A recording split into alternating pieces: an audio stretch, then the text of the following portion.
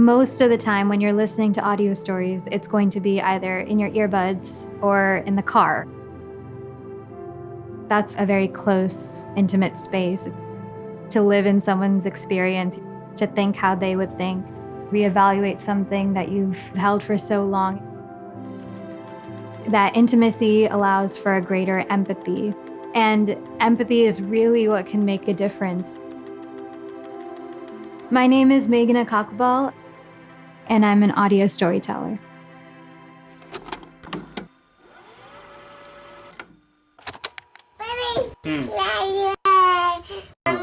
I think since I was very little, I was very addicted to books. I'd come home from elementary school every day with at least 2 or 3 new books in my backpack. I found stories to be a kind of escape. Whatever was happening in the real world, whatever news, current events, whatever homework I had to deal with, I could always depend on these books and these stories to be an escape. My dad would always have NPR in the car. And the stories that were being told were real life, and yet they were just as engaging as the fiction I was reading. And so I think that's where I realized stories are happening in the real world, and nonfiction stories are just as powerful as what I was finding in storybooks. Once I got to high school, once I turned 15, I found that in my high school there was a radio broadcasting class. So I signed up for that as well and found opportunity to tell stories. Hi, good, how are you? Yep, not much has changed around here. Something has changed is you're not having to juggle and fight people in the hallway with 1,500 kids. The Mercer Island High School radio program, it started as just simple music and high school sports. But a couple years before I got to the high school, they hired a new teacher, Joe Bryan. He was a radio personality. They call him Downtown Joe in Seattle. Apparently, he's really famous. My health teacher in high school, she was like, "Do you know how famous your teacher is?" I didn't know that. We rebranded the station. It used to be Hot Jams. It's funny. It's been rebranded. It's called 88.9 The Bridge. A lot of it previously had been teacher-directed, but now all of a sudden it was, hey, you have this platform. Now do what you want with it. All of a sudden, students could create their own talk shows and talk about cats if that's what interested them. And they could read books on the air, sports broadcasts. I experimented with every week putting together this kind of John Oliver type deep dive into anything that interested me. Seafair was a little more important to me than Christmas. That's Chip Hanauer. And for those of you who haven't heard of him, he's the 3rd most successful hydroplane racer in history. And best of all, he's from Seattle. I think that opportunity to experiment kind of facilitated the interest I already had. And so I was learning about the platform. I was learning about how to record. I was learning about mic and sound levels and exporting and editing. But at the same time, I was learning about what really interested me and doing what interested me.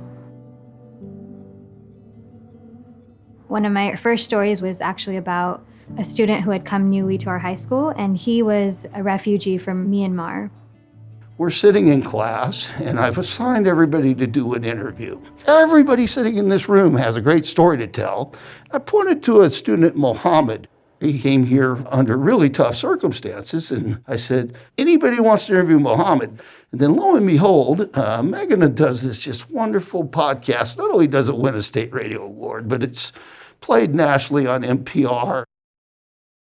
After the story had been published, another family on Mercer Island decided to adopt a Rohingya refugee because they listened to the story. And that kind of encapsulates what the power of an audio story can be and what I really would like it to do, to spark empathy that allows for change. Hi, Meghana. Nice hoodie. I love it too. I was accepted into the KOW program. They're part of a local NPR station, right? They know what they're doing when it comes to nonfiction audio storytelling. And so it was very structured in that they gave us very clear guidelines, specifically for news station radio broadcasting that I had never considered before. The Radioactive podcast is basically the output of the Radioactive program. So each summer, brand new students will create a feature story about a specific individual. Radioactive has been going on for at least 10 plus years. There's been more and more graduates of the program who you see now in the industry and journalism. And you also get to become a mentor for the younger inductees. There's a lot of youth teaching youth that provides super powerful stories. Hi, Leela. Hey, Meghana. Oh my gosh, it's so good to see you. It's been a while. It's been a very How are you? I'm good. How are you? Leela Katayev, they were really instrumental in figuring out exactly what needed to be taught to the youth. For me, at least, before coming into the radioactive program, what I struggled with was doubting myself and the validity of my passions, my curiosities. I mean, that is what we try to do at Radioactive. So it makes me feel like kind of emotional to hear you say that that's something that you were feeling before you came in. So many people are told for so much of their lives that their voice does not matter, that their perspective does not matter. Radioactive is this space where you are told, we want to hear you, we want to listen to you. A lot of people I know will hate the sound of their own voice. Even when I say, can I interview you? They'll be saying, wait, no, it's going to sound so bad. You don't want to do that. You don't want to do that. But I'll say, no, it sounds like who you are. Your voice, whatever distinct methods and mannerisms you speak with, it makes you, you. It is meaningful. Someone else is definitely going to need to hear that and want to hear it. This is Meghana Kakubal, class of 2020 from MIHS. Thank you for listening to KMIH 889 The Bridge.